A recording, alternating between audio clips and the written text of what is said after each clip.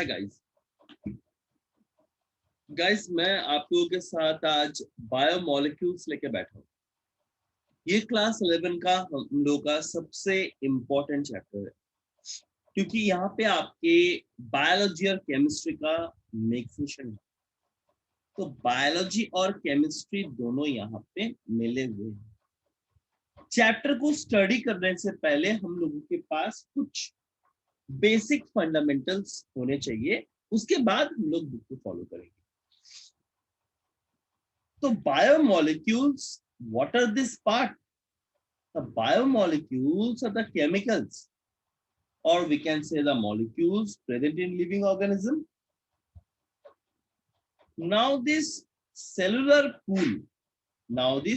pool is a sum of different types of biomolecule components.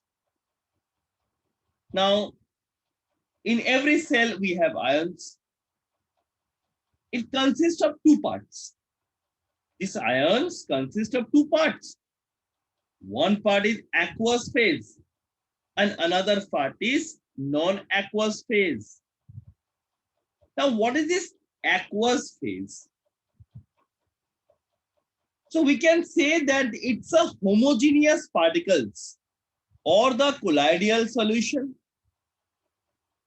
So if I am explaining it in a proper way, aqueous phase contains some chemicals dispersed in water, forming a true solution, or a colloidal solution that may be a heterogeneous particles. Now this non-aqueous phase, this contain chemicals deposited in various structures like chromatin, cell wall and cell membrane. हमारे पास अच्छा खासा जानकारी है कि cell wall क्या है, cell membrane क्या है। सेल मेम्ब्रेन का कंपोजिशन क्या है? लिपिड बायोमोलिक्यूल से बना हुआ है, ग्लाइकोलिपिड वहां पे है ऑलरेडी, कार्बोहाइड्रेट प्रोटीन चेन्स के माध्यम से बना हुआ है। अब सेल वॉल डिफर करेगा अकॉर्डिंग टू द ऑर्गेनिज्म। अब अगर मैं प्लांट सेल का बात करता हूं तो वहां पे सेलुलोज मिलेंगे मुझको। अगर मैं दूसरे पार्ट्स की बात करता हूं तो हेमिसेलुलोज, चिटिन, पेक्टिन आएगा। अब ये बायोमोलिक्यूल्स को मैंने दो टाइप में डिवाइड किया। पहला टाइप है उसके कंपोजिशन के ऊपर बेस कर, और दूसरा टाइप है कि उसके मॉलिक्यूलर वेट और सॉल्युबिलिटी के ऊपर। अगर मैं कॉम्पोजिशन के ऊपर बात करता हूं तो इनऑर्गेनिक और ऑर्गेनिक। इनऑर्गेनिक में क्या आएगा ना, कुछ गैसेस, कुछ आपके वाटर या सोडियम क्लोराइड, कैल्शियम कार्बोनेट। और ऑर्गेनिक का बात करो तो carbohydrate, lipid, amino acid, protein, enzyme, nucleic acid या ऑर्गेनिक कंस्टिट्यूएंट। याद है आप लोगों को शायद कि क्लास 10 में हम लोगों ने लाइफ प्रोसेस पढ़े थे। तो उस लाइफ प्रोसेस को अगर हम लोग एक बार रिवीजन करें तो ऑटोमेटिकली ये सारे चीज हम लोग के पास आ जा रहे हैं। चलिए, आप लोग का ऑलरेडी जब हम लोग फिजियोलॉजी में एंटर करेंगे तब आप लोग देखेंगे किस तरीके का पार्ट है। तो माइक्रोमोलिक्यूल्स के अंतर्गत में बात करूं तो ये कुछ स्मॉल इन साइज है, और इनमें आपके शुगर और न्यूक्लियोटाइड्स आपको मिलेंगे। अगर मैक्रोमोलिक्यूल्स का बात करूं, ये मेनली फॉर्म्ड होते हैं पॉलीमराइजेशन के लिए। So they are formed by the polymerisation of monomers. They also include the organic polysaccharides, nucleic acid and proteins. So they have a large in size as well as the complex structure. Now let's come down to the carbohydrate parts. What do you mean by carbohydrate? Now, carbohydrate, lipid, amino acid, protein, enzyme, nucleotides, nucleic acid and vitamins. तो biomolecule को मैंने organic inorganic दोनों में divide कर दिया। अगर मैं carbohydrate का बात करूं तो इसको हम लोग सैकराइड्स बोलते हैं, monosaccharide, disaccharide and polysaccharides. So this are my most abundant organic molecules in nature which is having carbon, hydrogen and oxygen. Now the hydrogen and oxygen ratio is 2:1 as we found in water. So if I am calculating my empirical formula, then I can say that CnH2ON, I can say that thing in a proper way. So carbohydrates are my polyhydroxyaldoses. That means we have a aldehyde group, and the ketones containing the ketone group and the condensation products are there. So you need to understand this part, because in addition to the aldehyde and the ketone group, we have polyhydride alcohol, which occurs naturally in our food. And then this group, they are reduced to an alcohol group. In these molecules, the carbon atom forms the chains or rings with two or more hydroxyl group and either an aldehyde or a ketone group. So hence we can say that the polyhydroxide aldehydes and ketones, which is based on the number of the sugar units and the complexity of the high carbohydrate, that can be classified into the following part like monosaccharides. It contains triases, tetroses, pentoses, hexoses and heptoses. बहुत common question है आपके NEET के लिए. ये question बहुत ही common है आपके NEET के लिए. नीट पे पूछा जाता है आपको. जब एल्डोजेस का बात करते हैं हम लोग, जब मोनोसैकेराइड को, इसका मतलब है एक ही शुगर मॉलिक्यूल मौजूद है उसके अंदर. So in the simplest carbohydrates which cannot be hydrolyzed, or we can say it's the simpler carbohydrates. Now depending upon the carbon atoms and the monosaccharide, they are classified.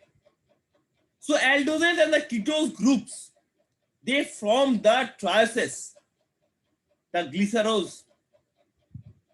Now these aldoses and ketoses, they are divided. Like if I'm talking about triaces, it is C3H6O3. If I'm talking about the tetroses, then it will be C4H8O4. Yeah, if I'm talking about the hexoses, it will be C6. Heptoses, C7. So normally it will going to increase because they are linked with each other by a glycosidic bond to form the oligosaccharide or polysaccharide. So pentose, hexose are found in the both forms. So hexose white crystalline part है जो कि sweet in nature होता है, जैसे fructose इसका एक example है. आपके ग्लूकोज सबसे इजीएस्ट मोनोसैकेराइड्स है जो आपके ग्रेप शुगर के अंदर पाए जाते हैं. तो अभी तक हम लोग कार्बोहाइड्रेट लेके बात कर रहे हैं. अब आते हैं दूसरे पार्ट पे जिसका नाम है ऑलिसैकेराइड्स. आगे चलते हुए हम लोग इसको देखेंगे. अभी मैं पूरी तरीके से बायोकेमिस्ट्री में नहीं घुस रहा हूं. तो बायोकेमिस्ट्री में जब मैं घुसूंगा तो पेंटोज जो C5 है हमारा, इसका कार्बन मॉलिक्यूल का जो ओपन चेन और बीरिंग फॉर्म हुआ है, जो राइबोज मॉलिक्यूल का बीरिंग फॉर्म हुआ है, उसको हम लोग पिक्चोरियल रिप्रेजेंटेशन में देखेंगे. जैसे हेक्सोस का बात कर ले तो C6, तो ओपन चेन में आपका डी फॉर्म में जाएगा. अगर अल्फा रिंग फॉर्म का बात करें तो ये पायरोस में जाएगा. तो अगर अल्फा रिंग फॉर्म करे हेक्सोस में तो उसका नाम क्या होगा? क्वेश्चन पूछा जा सकता है आपसे नीट पे. Now coming down to the oligosaccharide part, they are the small carbohydrates जहां पे 2 से 9 कार्बन मॉलिक्यूल के साथ साथ, या मैं ऐसे बोल सकता हूं 2 to 9 मोनोसैकेराइड आर प्रेजेंट. अब ये डाइसैकेराइड का जो पार्ट है, this is the smallest and the commonest oligosaccharides They are formed by the condensation of the two molecules of monosaccharides. जहां पे एग्जाम्पल याद है, लैक्टोज सुक्रेस मैल्टोज कब होता था? Success entericus, small intestine. तो वहां पे ये पार्ट ऑलरेडी हम लोग पढ़ चुके हैं। तो लैक्टोज या मिल्क शुगर का अगर बात करें, जो कि एक रिड्यूसिंग शुगर है, जिसके अंदर बीटा 1, उसको कंडेंसेशन करने के बाद एक ग्लूकोज और एक गैलेक्टोज मॉलिक्यूल निकल रहा है, and that is the part we need to know. ये था आपका एक छोटा सा कार्बोहाइड्रेट का रिप्रेजेंटेशन। इसके बाद हम लोग आगे बढ़ते हैं ट्राइसैकेराइड, टेट्रासैकेराइड और पेंटासैकेराइड को लेकर।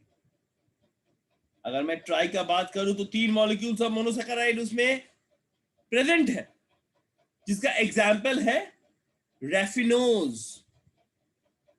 अगर आपको कहा जाए कि एक ट्राइसैकेराइड का एग्जाम्पल दीजिए, तो आप बोलेंगे कंडेंसेशन के माध्यम से 3 मॉलिक्यूल मोनोसैकेराइड्स में होते हैं और इसका एग्जाम्पल होगा रेफिनोज। अगर मैं टेट्रासैकेराइड्स का बात करूं तो यहां पे होगा स्टाइओज। ना आपको एक क्वेश्चन आपके दिमाग में अराइज कर रहा है कि रिड्यूसिंग शुगर क्या है, नॉन रिड्यूसिंग शुगर क्या है? तो रिड्यूसिंग शुगर हम लोग उनको बोलेंगे जिसके अंदर आपके फ्री एल्डिहाइड, इसका मतलब है माइनस CHO, और एक ketone group minus CO group. मगर नॉन रिड्यूसिंग शुगर में आपका फ्री एल्डिहाइड होगा और कीटोन ग्रुप एब्सेंट होगा। ये चीजें आपको दिमाग में रखना होगा। जैसे 10 ग्रुप मोनोसैकेराइड मोनोमर्स को मिला के हम लोग पॉलीसैकेराइड को बनाते हैं, इसीलिए इनका नाम होता है ग्लाइकेंस। आपके नीट के पेपर में लिख दिया ग्लाइकेंस, आप सोच रहे हैं ये ग्लाइकेंस क्या है, व्हाट इज दिस ग्लाइकेंस? ग्लाइकेंस तो हम लोगों ने पढ़ा नहीं है, मगर पॉलीसैकेराइड तो जानते हैं। So what is this?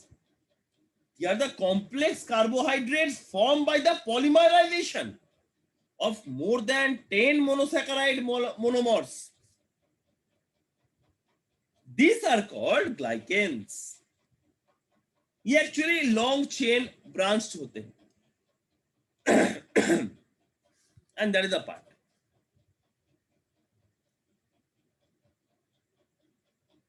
So homosaccharide और हेट्रोसैकेराइड्स को लेके अगर हम लोग बात करें, दैट विल बी बेटर। थोड़ा आगे चलते हैं। ये देखिए, जैसे मैंने आपको ऑलरेडी बता चुका हूं, मैं माइक्रोमोलिक्यूल्स के बारे में, मैक्रोमोलिक्यूल्स के बारे में, वही आपको यहाँ पे बताया जा रहा है। वही आपको यहाँ पे बताया जा रहा है कि क्या है नहीं है, जो मैंने अभी आपको कहा है। आप देखिए, आपके प्रोटीन अमीनो एसिड है, जिसका major building block function of the cell है। डीएनए आपके डेक्सोराइबोन्यूक्लिक एसिड है, जो कि हेरिडिटी इंफॉर्मेशन देता है। Polysaccharide, monosaccharide, lipids. लिपिड को तोड़ेंगे तो फैटी एसिड और ग्लिसरॉल बनेगा। ये पार्ट ऑलरेडी हम लोग पढ़ चुके हैं।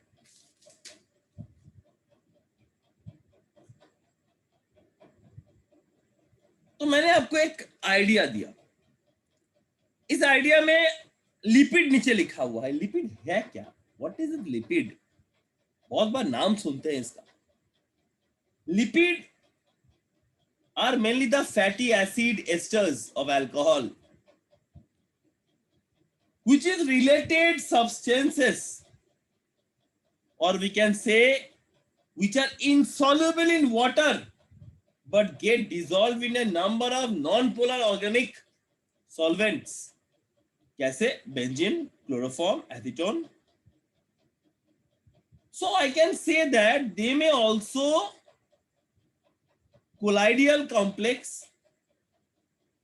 that means they are depressed or dispersed uniformly in water in the form of mini droplets, and such complex is called the emulsion. अब ये emulsion का पार्ट emulsification of fat, याद कीजिए क्लास 10। अगर मैं इस लिपिड के बारे में बात करता रहूं तो मुझे थोड़ा सा पीछे जाना पड़ेगा, जहां पे पॉलीसैकेराइड्स के बारे में आपको जानना पड़ेगा। क्या आपके स्टोरेज पॉलीसैकेराइड्स होते हैं, स्ट्रक्चरल पॉलीसैकेराइड्स होते हैं। अब स्टोरेज पॉलीसैकेराइड्स के अंदर में आपके स्टार्च आते हैं, ग्लाइकोजेन आते हैं और इनुलिन आता है। अगर मैं स्ट्रक्चरल पॉलीसैकेराइड के बारे में बात करूं तो चिटिन और सेलुलोज आएगा। अगर म्यूको सब्सटेंस के बारे में बात करूं तो आपको म्यूको पॉलीसैकेराइड्स आएगा और म्यूको प्रोटीन्स आएंगे। इससे रिलेटेड आके आपका क्लासिफिकेशन ऑफ फैटी एसिड में हम लोग दाखिला किए हैं लिपिड्स के माध्यम से। अब ये पॉलीसैकेराइड यहां पे आपके स्लाइड में लिखा हुआ है मोनोसैकेराइड और स्टोरेज एनर्जी, और कुछ नहीं लिखा हुआ। तो आपको ये चीजें जानना होगा whenever you are going to study the thing. अगर इनर चीजें हम लोग नहीं जानेंगे तो आगे चल के हमारा सीबीएसई क्लास 2 बोलिए या बिहार बोर्ड बोलिए, जो भी बोर्ड आप परीक्षा देने वाले हैं या नीट के लिए बैठना चाहते हैं, आपको इंटरनल पार्ट को जानना होगा, आपको लॉजिकली आंसर को जानना होगा। एक क्वेश्चन पूछा जाता है कि प्रोटियोग्लाइकेंस क्या है ना। प्रोटियोग्लाइकेन आपको प्रोवाइड करते हैं, ये कनेक्टिव टिश्यू के जैसा होता है जो कि हेपरिन होता है। या ग्लाइकोप्रोटीन क्या होता है? So glycoprotein, the protein with the conjugated monosaccharides from the mucus, and these are found in stomach, nasal secretion, intestine, vagina, and the antibacterial and the protective in function. So you need to know that which part of the body they are using it. इसी polysaccharide से और एक question उठ के आता है कि cellulose एक होमोपॉलीसैकेराइड है, किससे कंपोज होता है? आंसर होगा बीडी ग्लूकोज यूनिट्स, जिसको हम लोग ग्लाइकोसाइडिक बॉन्ड्स कहते हैं। ये पार्ट आपके केमिस्ट्री टीचर आपको और अच्छी तरीके से समझा पाएंगे। तो मैंने पॉलीसैकेराइड के बाद लिपिड में ऑलरेडी आ गए हैं। अब जैसे ही मैं लिपिड में आया हूं, लिपिड किससे बनता है ना? कार्बन है, हाइड्रोजन है, ऑक्सीजन है। अब ये जो ऑक्सीजन का कंटेंट है, you know that always small as compare to hydrogen and carbon. They occur mainly in natural fats and oils. That means their general formula will be R minus CH2 whole N. So I can say COOH or COH. अगर इसको मैं classification कर दूं तो मेरा saturated निकलेगा और unsaturated निकलेगा। चलो अनसैचुरेटेड की बात करते हैं। So in unsaturated fatty acid, the carbon chain contains one or more double bonds with unsaturated part. In the saturated part, we have the carbon chain lacks the double bond. Carbon chains lacks the double bond, and the C atoms are fully saturated. C atoms are fully saturated. Now, when you are talking about the classification of lipid, you should know about it कि simple lipids क्या है, pure fats क्या है, mixed fat क्या है, या आपके compounds of lipid के अंदर फॉस्फोलिपिड आएगा, ग्लाइकोलिपिड आएगा और लिपोलिपिड्स आएगा। तो आपको जानना पड़ेगा। अगर मैं सिंपल लिपिड्स के बारे में बात करता हूं तो ये आपके फैटी एसिड और अल्कोहल है, इनके पास कोई एडिशनल ग्रुप नहीं है। इसको हम लोग एक तरीके से ट्रू फैट बोलते हैं और इसका नाम लेते हैं triglyceride. It is formed by the esterification of 3 molecules of fatty acid and 1 molecule of glycerol. अगर मैं प्योर फैट के बारे में बात करता हूं तो फैट्स विथ सिंपलर पार्ट,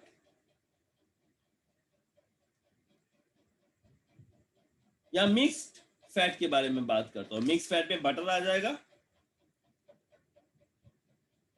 तो ये जो इनर पॉइंट्स है, ये इनर पॉइंट्स आपको जानने होंगे। अगर मैं कंपाउंड्स ऑफ लिपिड्स के बारे में बात करता हूं तो फॉस्फोलिपिड पहले आएगा दिमाग में, क्योंकि these are composed of molecules of glycerol and other alcohol। एक नाइट्रोजनस बेस जो कि फॉस्फेट ग्रुप से बनता है। दो फैटी एसिड मॉलिक्यूल जब एक दूसरे से लिंक्ड होते हैं माइनस OH ग्रुप पे, तब फॉस्फोलिपिड मॉलिक्यूल नॉन पोलर हो जाते हैं और हाइड्रोफोबिक टेल होते हैं उसमें। जिस जिस पार्ट पे आपका फैटी एसिड चेन कंटेन करता है और पोलर और हाइड्रोफोलिक ये दोनों हेड को कंप्राइज करते हैं, और नेगेटिवली चार्ज फॉस्फेट ग्रुप तब पॉजिटिवली चार्ज बेस के साथ मिल जाते हैं, तब जाके ये फॉस्फोलिपिड बनेगा। अगर मैं लाइपो प्रोटीन्स का बात करूं तो जहां पे लिपिड्स और प्रोटीन मिले हुए हैं, ये आपके मिल्क में मिलेगा, एक के यॉल्क में मिलेगा, और आपके जो लिपिड्स होते हैं ये हमारे शरीर में ब्लड प्लाज्मा और लिम्फ के माध्यम से फ्लो करते हैं। एक्चुअली हमारे शरीर में 5 तरीके का लिपोप्रोटीन्स है, 5 तरीके का लिपोप्रोटीन है। कभी कभी आपका हार्ट डिजीज होता है तो आपका डॉक्टर बोलते हैं VLDL, LDL, HDL टेस्ट करवा के आइए। मतलब क्या है बाबू, what do you mean by it? तो वेरी लो डेंसिटी लिपोप्रोटीन एक हुआ, लो डेंसिटी लिपोप्रोटीन एक हुआ। तो VLDL very low density lipoprotein, low density lipoprotein and high density lipoprotein. इसके अलावा आपके फ्री फैटी एसिड जो कि एल्बुलिन है, और ग्लाइकोलिपिड्स जो कि आपका लास्ट पार्ट पे आते हैं, जहां पे आपका फैटी एसिड के साथ एक एमाइनो अल्कोहल, एक शुगर कंटेन करता है। हमारा जो ब्रेन्स और न्यूरॉन्स होते हैं ये ग्लाइकोलिपिड से बनता है। जो हमारा कंट्रोल कोऑर्डिनेशन जब पढ़ के आए थे तो हम लोगों ने नर्व कंडक्शन, नर्व इंपल्स पढ़ा था, माइलिन शीट के बारे में पढ़ा था, माइलिन फॉर्मेशन के बारे में पढ़ा था, वो ग्लाइकोलिपिड से बनता है। अब कुछ होते हैं डिराइव्ड लिपिड्स। अब ये डिराइव्ड लिपिड्स क्या है ना, कुछ स्टेरॉइड्स है। ये कुछ ग्रुप ऑफ स्टेरॉइड्स है जो कि कॉम्प्लेक्स लिपिड को हाइड्रोजनेटेड वे में डिवाइड करता है। ये स्टेरॉइड्स के अंदर फैटी एसिड नहीं रहते हैं, बट फैट लाइक प्रॉपर्टीज इसके अंदर मौजूद है, and that is the main part we need to know.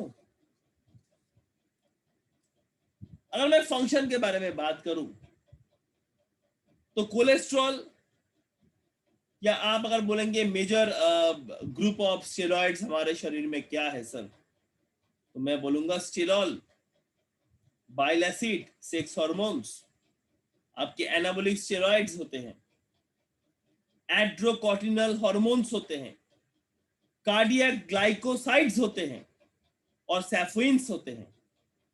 ये सारे आपके लिपिड्स के अंतर्गत होंगे और ये आपको जानना होगा। आपको बोलते हैं कि टार्पिन का जो कि एक लिपिड है, हाइड्रोकार्बन से बनता है। क्या बनता है ना, आइसोप्रोपेन बनता है, आइसोप्रेन, C2H5 सॉरी C5H8 यूनिट से बनता है। ये एक मेजर कंपोनेंट है, एसेंशियल ऑयल है प्लांट्स के लिए। जो नेचुरल रबर होते हैं उस नेचुरल रबर में कैरोटिनॉइड्स का पार्ट इन्वॉल्व होते हैं। तो अगर मैं लिपिड का फंक्शन के बारे में बात करूं तो it serves a food reserve in both plants and animal. In animal fat occurs as droplets and provides protection against low temperature. Plant oils are used as a low cholesterol in fat. They act as a chemical and the coordinator and the stimulator as the anabolism. Cholesterol, forms vitamin D on exposure to the ultraviolet rays. So fat can be converted to carbohydrates. Therefore, fat stored in the oil seeds, but not provide energy, but also the raw material for the growth of the embryo. So these are my lipids. अब आपके यहाँ पे protein बोल के एक part लिखा गया है, जिसका पार्ट का जिक्र किया गया है एमाइनो एसिड. बोला है basic structure and function of the cell. मतलब क्या है, what do you mean by that? 5-6 में नहीं पढ़ रहे हैं तो पूरा चीज जानना होगा. अगर नेट क्वालिफाई करना है, अगर 12 में अच्छा मार्क्स लाना है, तो हम लोगों को ये पार्ट जानना होगा. एमाइनो एसिड क्या है? ये हमारे बिल्डिंग ब्लॉक से प्रोटीन के.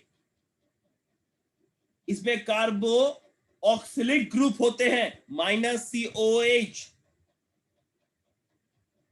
और -NH2. ये दोनों अटैच्ड होते हैं अल्फा कार्बन के माध्यम से, जो कि कार्बो ऑक्सिलिक ग्रुप के होंगे. कार्बो ऑक्सिलिक ग्रुप प्रोवाइड करते हैं एक एसिडिक प्रॉपर्टी, जो कि एमाइनो एसिड और एमाइनो ग्रुप को इंपैक्ट करते हैं नेचर के साथ. Alpha carbon also bears a variable hydrocarbon, जिसके पास एल्कालाइन ग्रुप हाइड्रोजन मौजूद है. So 20 amino acids that are the normal component of a cell protein, and they are called the protein amino acid. Many amino acids are there which are found in the cells, but they do not form the proteins. There are non-protein amino acid. Question can be asked. Non-protein amino acids क्या है? 3 बताइए. तो पहला आपका GABA, GABA, GABA, gamma amino butyric acid, citrulline, ornithine. ये तीनों का part आपको दिमाग में रखना होगा. So these are my important factors that you need to know about the chapter of the biomolecules. अब बायोमोलिक्यूल्स में आज हम लोग अमाइनो एसिड का पार्ट, जो स्लाइड हम लोग देख रहे हैं, उस स्लाइड को कंप्लीट करने का कोशिश कर रहे हैं.